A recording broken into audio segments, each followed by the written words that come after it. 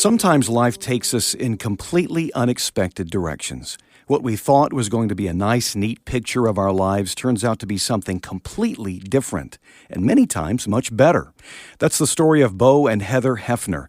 Their path to marriage and adoption is featured in this month's The Stand magazine, and they are here with us today. Welcome to The Stand Radio. Thank you. Glad to be here. Thank you for having us. Wonderful article in The Stand magazine this month. Tell us where you met and how you came to be acquainted with one another. Well, I was working at a huddle house in New Albany, Mississippi. It's kind of like a Waffle House for those that don't know what that is. And I worked with Heather's sister. And so Heather would come in to see her sister. And Heather's sister, which named is Dayon, would say, "Don't you dare think about talking to my sister." And so that challenge led to Heather putting an application in. And from there, she became our wonderful dishwasher. I was a grill cook. And just accidentally, she would need rides home at night. Okay. And I would be available to do that. So I'd take her home and drop her off. And I guess, as they say, the rest is history. I stayed there through our high school. Heather was homeschooled, and so I left in June of 2003 for the Air Force basic training in Lackland Air Force Base, Texas. And then Heather left with her family, well, after her family, actually, to join them in Japan as missionaries. They had taken the call. They left in March, and Heather got to stay back with her sister, Dayon, until I graduated high school, and then she went on to Japan. So I'm in basic training. She's in Japan.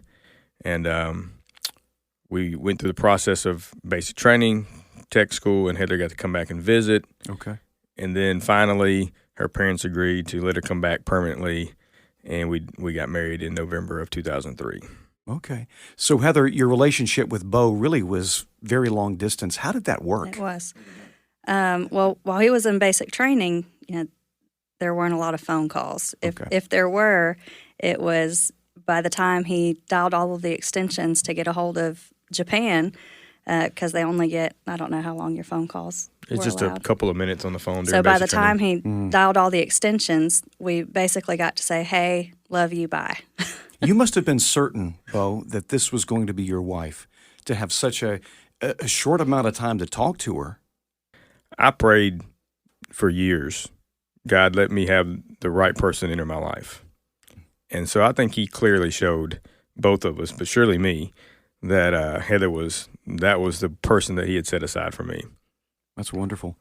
Heather, tell us about how the marriage ceremony went, because obviously you're in Japan. He is entering an Air Force career. Where did you get married? Well, we got married in the home office of a man that we'd never met before, who was a justice of the peace, who was recommended on base.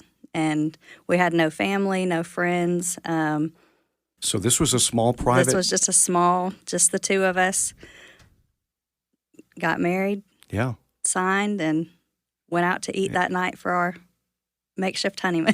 Yeah. So you're off. We ate seafood. You ate seafood. All right. So you're off to a great adventure. Bo, what happened after that? So you had this idea in your mind of what your family would look like. What did the Lord do at that point? Because some very unexpected things happened.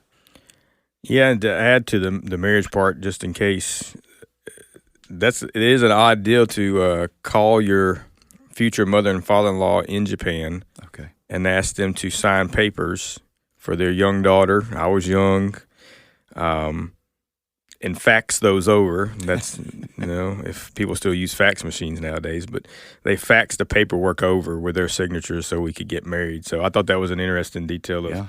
And we were by ourselves. We had to ask a young lady that we met on base to come be our witness. That was our witness for our marriage. But after that, what we had planned was this, and this at least was my plan.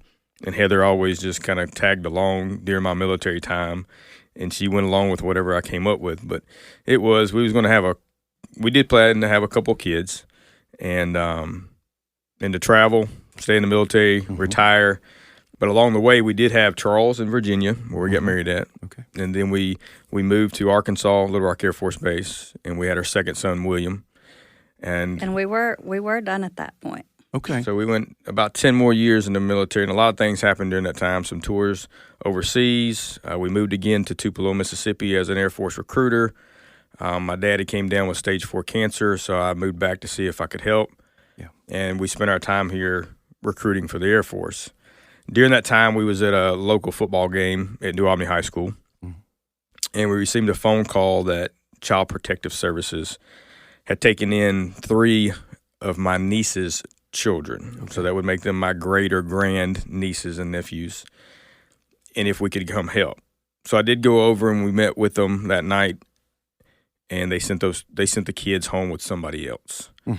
And the reason for that was that we were not licensed. I see. Okay. So I don't know how it is in other places, but in the state of Mississippi, you can't take in children who have been taken by the state if you're not licensed by the state. Okay. In order to do that. So they had to go somewhere that was licensed, and we went through an emergency licensing process. So you wanted to take the children and then wanted to be licensed? Well, I don't guess it happened that quick. We did some praying about it. Sure. It did happen very quick, but we prayed for...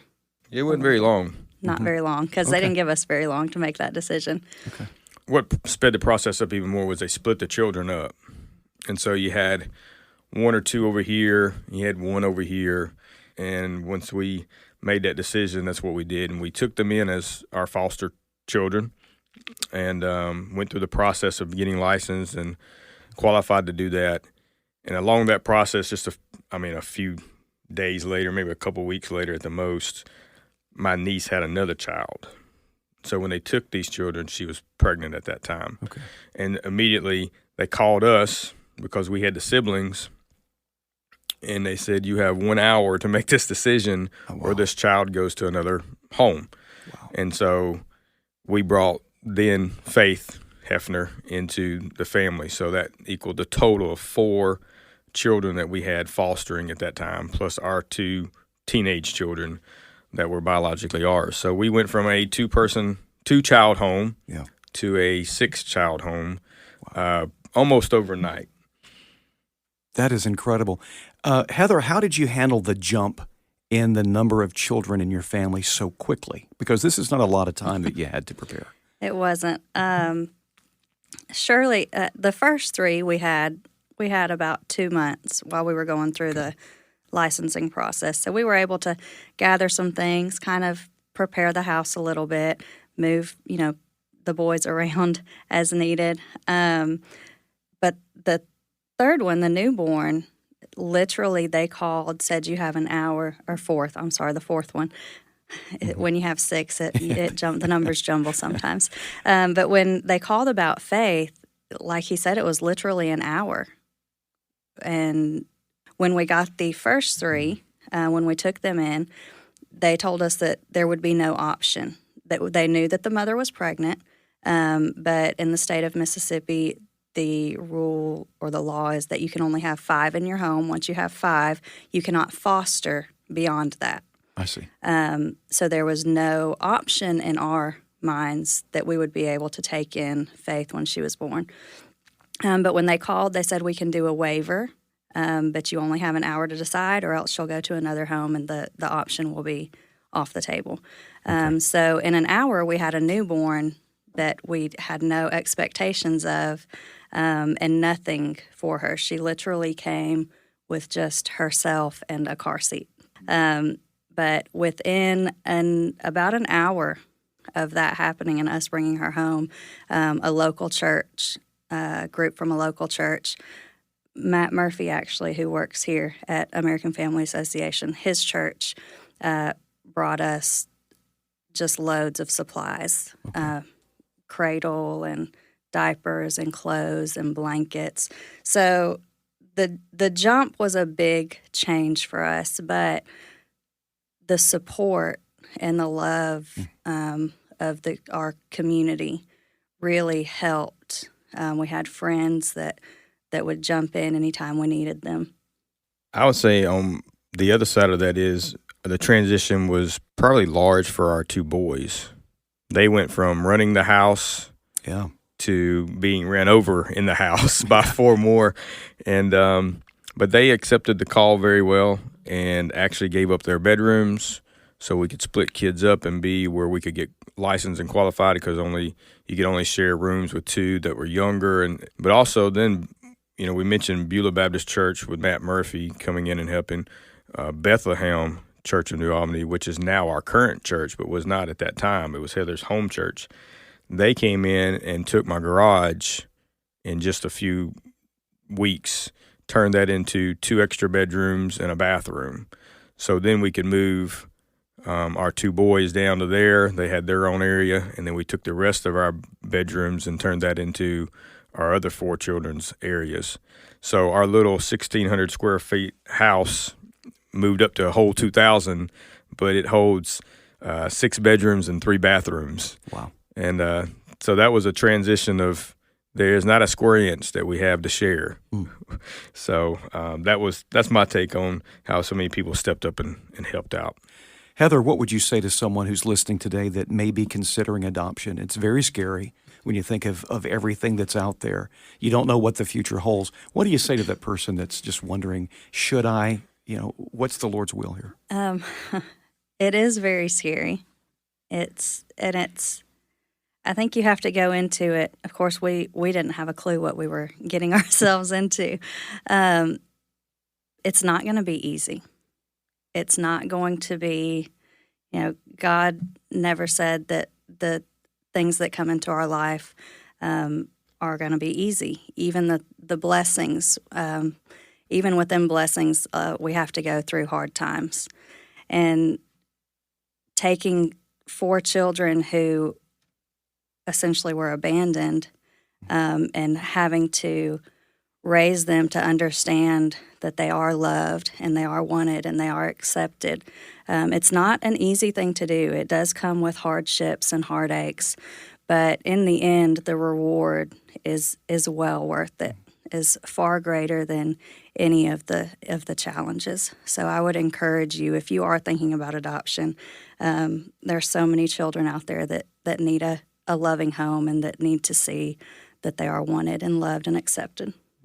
I feel that it's a picture of what Christ did for us when he took us in. Yeah. And he loved us even when we was a mess. And he knows the end of the story, and he knows it's worth it. And we've had one to accept Christ as their Lord and Savior. Yeah. So the victory is already there. Little Braden walked up and said, I want to accept Jesus as my Savior. This was a kid when we got him that couldn't speak. This was at almost 3 years old.